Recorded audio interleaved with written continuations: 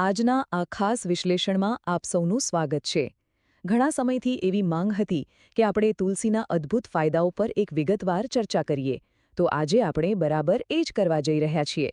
ઔષધિઓની રાણી તરીકે ઓળખાતા આ પવિત્ર તુલસીના છોડના વૈજ્ઞાનિક અને પરંપરાગત ફાયદાઓ વિશે આપણે આજે ઊંડાણપૂર્વક જાણીશું.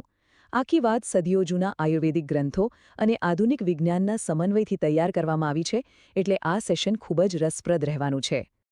તો ફટાફટ જોઈ લઈએ કે આજે આપણે કયા કયા મુદ્દાઓ કવર કરવાના છીએ. સૌથી પહેલાં તુલસીની ઔષધીય શક્તિ, ત્યારબાદ તેના અદ્ભુત સ્વાસ્થ્ય ફાયદાઓ, તેને ઉપયોગમાં લેવાની એકદમ સાચી રીતો, અને છેલ્લે સૌથી મહત્વનું, કેટલીક જરૂરી સાવચેતીઓ. ચાલો સીધી શરૂઆત કરીએ આપણા પહેલા વિભાગથી, ઔષધિઓની રાણી તુલસી અને તેના મૂળ ગુણો વિશે.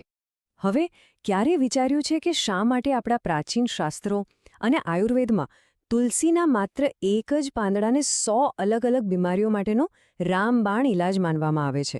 શું આ માત્ર કોઈ વર્ષો જૂની માન્યતા છે કે પછી તેની પાછળ કોઈ નક્કર વિજ્ઞાન છુપાયેલું છે? ચાલો સમજીએ. જુઓ, જો આપણે પરંપરાગત અને વનસ્પતિશાસ્ત્ર એમ બંને રીતે જોઈએ ને, તો સામાન્ય રીતે તુલસીના 2 મુખ્ય પ્રકાર જોવા મળે છે. એક છે રામ તુલસી, જેના પાંદડા આછા લીલા રંગના હોય છે, અને બીજી છે શ્યામ તુલસી, જેના પાંદડા ઘાટા લગભગ જાંબલી રંગના હોય છે, જે બિલકુલ ભગવાન કૃષ્ણના રંગ સાથે સરખાવાય છે. આ બંને પ્રકારો આપણી સંસ્કૃતિ સાથે તો જોડાયેલા છે જ, અને દેવી લક્ષ્મીના સ્વરૂપ તરીકે પણ પૂજાય છે.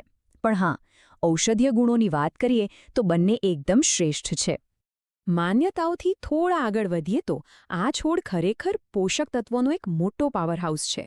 ખરેખર કહું તો તે vitamin C, calcium, zinc, iron અને ક્લોરોફિલથી બિલકુલ ભરપૂર છે. આ બધા તત્વો ભેગા મળીને આપણા શરીરને જરૂરી એન્ટીઓક્સિડન્ટ આપે છે અને શરીરમાં થતી બળતરા કે સોજા ઘટાડવામાં બહુ મોટો ભાગ ભજવે છે. અને આ માહિતી બહુ જ રસપ્રદ છે. આ દર્શાવે છે કે આજનું આધુનિક વિજ્ઞાન જે કહી રહ્યું છે તે આપણા પ્રાચીન ગ્રંથો સાથે કેવી રીતે મેચ થાય છે. વિચારો, સદીઓ પહેલાં ચરક સંહિતા અને સુશ્રુત સંહિતામાં ફેફસાને સાફ કરવા, ઇમ્યુનિટી વધારવા અને અસ્થમા જેવી તકલીફો માટે તુલસીની શક્તિ લખાઈ ચૂકી હતી.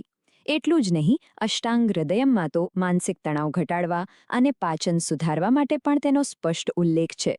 છે ને કમાલની વાત? તો હવે આગળ વધીએ આપણા બીજા વિભાગ તરફ, જ્યાં આપણે જોઈશું તુલસીના અદ્ભુત સ્વાસ્થ્ય ફાયદાઓ અને તે આપણા શરીરને ખરેખર કેવી રીતે સાજું કરે છે. અહીં આ એક શબ્દ પર ખાસ ધ્યાન આપવા જેવું છે, એડેપ્ટોજન. આનો સીધો અર્થ એ છે કે તુલસી કુદરતી રીતે આપણા શરીરમાં કોર્ટિસોલ એટલે કે તણાવ વધારતા હોર્મોનનું સ્તર ઘટાડે છે. એટલે કે આ ગુણધર્મ શરીરને કોઈપણ બાહ્ય કે આંતરિક તણાવ સામે લડવામાં, ચિંતા દૂર કરવામાં અને મગજને એકદમ શાંત રાખવામાં ખૂબ જ મદદ કરે છે. જો શ્વસન સ્વાસ્થ્ય એટલે કે શ્વાસને લગતી તકલીફોની વાત કરીએ, તો તુલસીના મજબૂત એન્ટીબેક્ટેરિયલ અને એન્ટીવાયરલ ગુણો તેને મોસમી ફ્લૂ, શરદી અને બ્રોન્કાઇટિસ સામે એકદમ પાવરફુલ હથિયાર બનાવે છે. તે શ્વાસનળીમાં જમા થયેલો કફ દૂર કરે છે અને ફેફસાને કુદરતી રીતે સાફ કરે છે. ખાસ કરીને જ્યારે ઋતુ બદલાતી હોય ત્યારે તો આ ખૂબ જ કામ આવે છે. અને હા, વાત માત્ર ફેફસા પૂરતી અટકતી નથી હો. આખા શરીર માટે તેના અઢળક ફાયદાઓ છે. દાખલા તરીકે, તે પાચન ઉત્સેચકોને ઉત્તેજિત કરે છે, જેનાથી ગેસ અને અપચો દૂર થાય છે. તે બ્લડ શુગર અને ઇન્સ્યુલિનના સ્તરને પણ કંટ્રોલમાં રાખે છે. એટલું જ નહીં, મોંના ચાંદા રોકડા અને શ્વાસને તાજા રાખવા માટે તે હાનિકારક બેક્ટેરિયાનો પણ નાશ કરે છે. એકંદરે કહીએ તો આ એક ઓલ ઇન વન પેકેજ છે.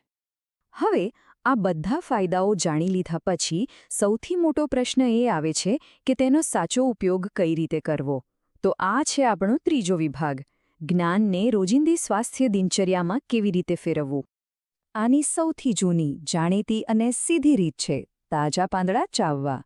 રોજ સવારે ખાલી પેટે 4 થી 7 તાજા પાંદડા ચાવવાથી શરીરમાંથી કચરો એટલે કે ઝેરી તત્વો દૂર થાય છે અને રોગપ્રતિકારક શક્તિ એકદમ બૂસ્ટ થાય છે. આ એક બહુ જ નાની પણ શરીરમાં જાદુઈ અસર કરતી આદત છે. અને શરદી કે ખાંસી માટે પહેલું જાણીતો ઉકાળો કે ચા બનાવવી તો એકદમ સરળ છે.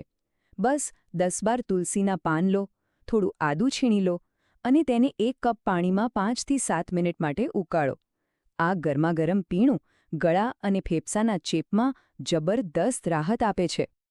જો પાચન સુધારવું હોય અથવા વજન ઘટાડવું હોય તો તુલસીનો રસ કાઢીને પીવો એ શ્રેષ્ઠ રસ્તો છે. 10-12 પાંદડાને વાટીને તેનો રસ કાઢો, તેને 1 ગ્લાસ પાણીમાં મિક્સ કરો અને ઈચ્છા હોય તો થોડું મધ અને લીંબુ ઉમેરી દો. સવારમાં આ પીવાથી મેટાબોલિઝમ સુધરે છે અને શરીર આખો દિવસ એકદમ ફ્રેશ રહે છે. હવે આજના સમયમાં તણાવ કોને નથી હોતો? જે લોકો માનસિક તણાવ અનુભવતા હોય તેમણે રાત્રિ સૂતા પહેલાં ગરમ પાણી સાથે માત્ર અડધી ચમચી તુલસીનો પાવડર એટલે કે ચૂર્ણ લેવું જોઈએ. તેનાથી નર્વસ સિસ્ટમ શાંત થાય છે. અને જો મોસમી એલર્જી પરેશાન કરતી હોય તો પાણીમાં તુલસીના અર્કના 2-3 ટીપા નાખીને પીવાથી બહુ જ ઝડપથી રાહત મળે છે. એક બીજી રસપ્રદ વાત એ છે કે તુલસી માત્ર ખાવા પીવા માટે જ નથી.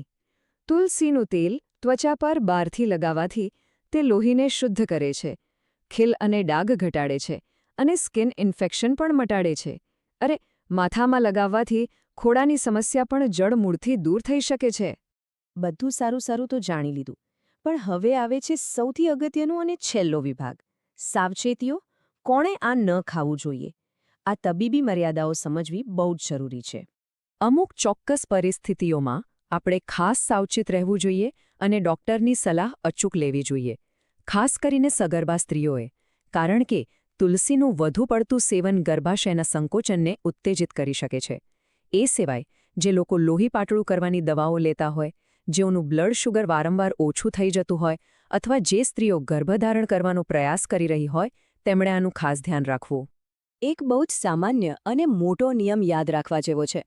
તુલસીને ક્યારેય દૂધ કે ડેરી પ્રોડક્ટ સાથે ન લેવી જોઈએ, નહીંતર પેટ ફૂલવા જેવી સમસ્યા થઈ શકે છે.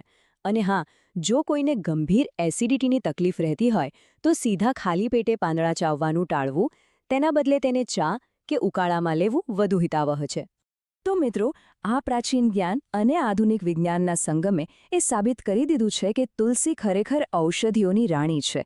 તેના આટલા બધા સર્વાંગી ફાયદાઓ અને સલામત ઉપયોગની રીતો જાણ્યા પછી હવે સવાલ એ ઊભો થાય છે કે શું આપણે આપણી આ ભાગદોડ ભરેલી તણાવવાળી જિંદગીમાં આ સદીઓ જૂની કુદરતી ભેટને આપણી રોજિંદી સવારનો હિસ્સો બનાવવા તૈયાર છીએ? વિચારવા જેવો પ્રશ્ન છે. આજના આ સેશનમાં મારી સાથે જોડાવા બદલ આપ સૌનો ખૂબ ખૂબ આભાર. નવી માહિતી સાથે ફરી મળીશું. ત્યાં સુધી સ્વસ્થ રહો અને મસ્ત રહો.